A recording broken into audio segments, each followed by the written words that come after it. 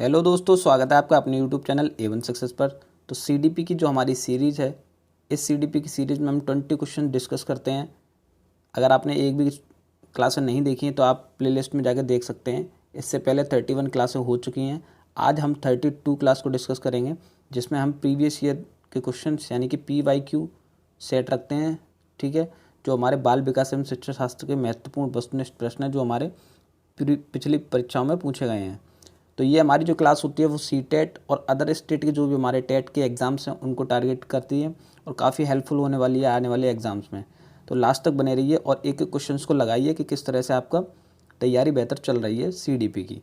ठीक है, तो ये बेस्ट प्रैक्टिस सेट हो सकता है आपका और आप उससे अपना बेहतर तैयारी कर सकते हैं। तो चलिए बढ़ते हैं पहले क्वेश्चन की तरफ कि पहला क्वेश्चन क्या है हमारा। पहला क्वेश्चन है कि निम्नलिखित में से कौन सा कथन सही नहीं है। तो हमें बताना है कि कौन सा कथन सही नहीं है। ऑप्शन ए है वृद्धि एवं विकास दो अलग आयाम हैं। ऑप्शन बी है वृद्धि जीवन पर्यंत चलती है। ऑप्शन सी है वृद्धि विकास की प्रक्रिया का एक भाग है। और ऑप्शन डी है विकास सतत प्रक्रिया है। तो इस प्रश्न का जो हमारा राइट आंसर हो जाएगा वो ऑप्शन ए हो जाएगा कि वृद्धि एवं विकास दो अलग आयाम हैं। तो ये हमारा जो नहीं पूछा गया है, तो ये हमारा राइट आंसर हो जाएगा ऑप्शन ए। आपने क्या आंसर लगाया था वो भी आप कमेंट में बताते चलेंगे कि आप क्या आंसर लगा रहे हैं। ठीक है, अगले क्वेश्चन की बात करते हैं। अगला क्वेश्चन है हमारा, समानांतर खेल क्या है। समानांतर खेल क्या है। ऑप्शन ए समूह में खेलना। ऑप्शन बी छोटे समूह में सहभागित्व। ऑप्शन सी है रोल प्ले और ऑप्शन डी है अलग अलग खेलना। तो इस प्रश्न का जो हमारा राइट आंसर हो जाएगा वो हो जाएगा छोटे समूह में सहभागित्व। ठीक है, तो ये आपका 20 प्रश्न का क्या हो जाएगा, सही उत्तर हो जाएगा। और आपने क्या आंसर लगाया था वो भी आप बताएंगे कि आपने क्या आंसर लगाया। अगले प्रश्न की ओर बढ़ते हैं। अगला प्रश्न है, निम्नलिखित में से कौन सी कार्यसूचक क्रिया भावात्मक पक्ष की नहीं है। भावात्मक पक्ष की नहीं है, नहीं पूछा गया है। ठीक है, नहीं वाले क्वेश्चनों पर ज़्यादा ध्यान देना है क्योंकि नहीं वाले क्वेश्चन अक्सर हमारे एग्जाम्स में गलत हो जाते हैं। तो ऑप्शन ए है स्वीकारना। ऑप्शन बी है आज्ञा पालन। ऑप्शन सी है फ़र्क करना। ऑप्शन डी है प्रभावित करना। तो इस प्रश्न का जो राइट आंसर हो जाएगा वो ऑप्शन सी हो जाएगा, फ़र्क करना। ठीक है, सी इस प्रश्न का क्या हो जाएगा, राइट आंसर हो जाएगा। अगले प्रश्न की ओर बढ़ते हैं। अगला प्रश्न है, स्मृति स्तर के शिक्षण प्रतिमान के प्रतिपादक हैं। तो स्मृति स्तर के शिक्षण प्रतिमान के प्रतिपादक कौन हैं। ऑप्शन ए है जॉन एफ टर्बर्ट। ऑप्शन बी है HC मॉरिसन। ऑप्शन सी है नेड ए फ्लेंडर्स और ऑप्शन डी है इनमें से कोई नहीं। तो इस प्रश्न का जो राइट आंसर हो जाएगा वो ऑप्शन ए हो जाएगा, जॉन एफ टर्बर्ट। ठीक है, ए इस प्रश्न का राइट आंसर हो जाएगा। ये किसके प्रतिपादक हैं, स्मृति स्तर के शिक्षण प्रतिमान के। आपने क्या आंसर लगाया वो भी आप कमेंट में बताते चलेंगे कि आप क्या आंसर लगाया इसका। ठीक है, अगले प्रश्न की ओर बढ़ते हैं। अगला प्रश्न है, शिक्षार्थी की अभिरुचि एवं अभिक्षमता के बारे में वैध एवं विश्वसनीय निष्कर्ष पर पहुंचने की विधि है। अभिरुचि और अभिक्षमता के बारे में वैध एवं विश्वसनीय निष्कर्ष। ठीक है, ऑप्शन ए है वस्तुनिष्ठ प्रेक्षण विधि। ऑप्शन बी है अंतर्निरीक्षण विधि। ऑप्शन सी है प्रयोगात्मक विधि और ऑप्शन डी है सभी विकल्प सही हैं। तो इस प्रश्न का जो राइट आंसर हो जाएगा ऑप्शन डी हो जाएगा, यानी कि ऑप्शन ये हमारे जो तीन हैं वो तीनों ही राइट हैं, इसलिए डी आपका ऑप्शन जो है राइट हो जाएगा। अगले प्रश्न की ओर बढ़ते हैं। अगला प्रश्न है, बालकों में व्यक्तिगत भिन्नता के लिए निम्न में से कौन सा कारक जिम्मेदार है। ऑप्शन ए है माता पिता की मनोवृत्ति। ऑप्शन बी है बुद्धि। ऑप्शन सी है नस्ल और ऑप्शन डी है स्थान।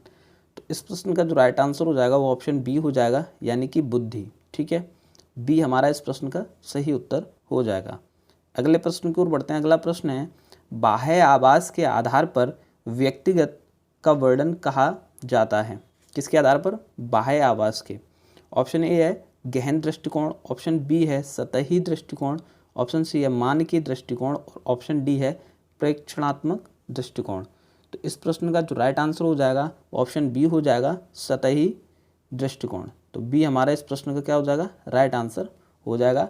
और आपने क्या आंसर लगाया था वो भी आप कमेंट में बताएंगे आपने क्या आंसर लगाया था। अगले प्रश्न की ओर बढ़ते हैं। अगला प्रश्न है व्यक्तिगत भेद पाए जाते हैं। तो व्यक्तिगत भेद किस में पाए जाते हैं? ऑप्शन ए है बुद्धि स्तरों में, ऑप्शन बी है अभिवृत्ति में, ऑप्शन सी है गतिबाह्य योग्यता में, और या ऑप्शन डी है ये सभी। तो इस प्रश्न का जो राइट आंसर हो जाएगा वो ऑप्शन डी हो जाएगा, यानी कि ये सभी, इन सभी में क्या पाए जाते हैं? व्यक्तिगत भेद पाए जाते हैं। तो डी क्या हो जाएगा हमारा राइट आंसर हो जाएगा इस प्रश्न का। अगले प्रश्न की ओर बढ़ते हैं। अगला प्रश्न है हमारा बुद्धि लब्धि संप्रत्यय विकसित किया। तो बुद्धि लब्धि का जो संप्रत्यय है वो किसने विकसित किया? ऑप्शन ए है बिने ने, ऑप्शन बी है रीड ने, ऑप्शन सी है टर्मन ने, और ऑप्शन डी है कैटल ने। तो किसने किया बुद्धि लब्धि का संप्रत्यय का? तो इस प्रश्न का जो राइट आंसर हो जाएगा वो ऑप्शन सी हो जाएगा, यानी कि टर्मन जो है इस प्रश्न का राइट आंसर हो जाएगा। अगले प्रश्न की ओर बढ़ते हैं। अगला प्रश्न है प्रगतिशील परिवारों में बच्चों में अपेक्षाकृत कौन सा प्रेरक अधिक प्रबल होता है? कौन से परिवारों की बात कर रहे हैं? प्रगतिशील परिवारों की, ठीक है। ऑप्शन ए है संबंधन, ऑप्शन बी है जिज्ञासा, ऑप्शन सी है उपलब्धि, और ऑप्शन डी है आक्रामकता। तो इसका जो राइट आंसर हो जाएगा ऑप्शन सी हमारा इस प्रश्न का राइट आंसर हो जाएगा, यानी कि उपलब्धि, ठीक है। सी हमारा इस प्रश्न का सही उत्तर हो जाएगा। आपने क्या आंसर लगाया था वो भी आप कमेंट में बताएंगे कि आपने इस प्रश्न का क्या आंसर लगाया। अगले प्रश्न की ओर बढ़ते हैं। अगला प्रश्न है सामान्य तथा विशिष्ट कारक सिद्धांत का प्रतिपादन किया था। कौन से सिद्धांत का? सामान्य तथा विशिष्ट कारक का। ऑप्शन ए है अल्फ्रेड बिने ने, ऑप्शन बी है स्पीयरमैन ने, ऑप्शन सी है गिलफोर्ड ने, और ऑप्शन डी है थर्स्टन ने।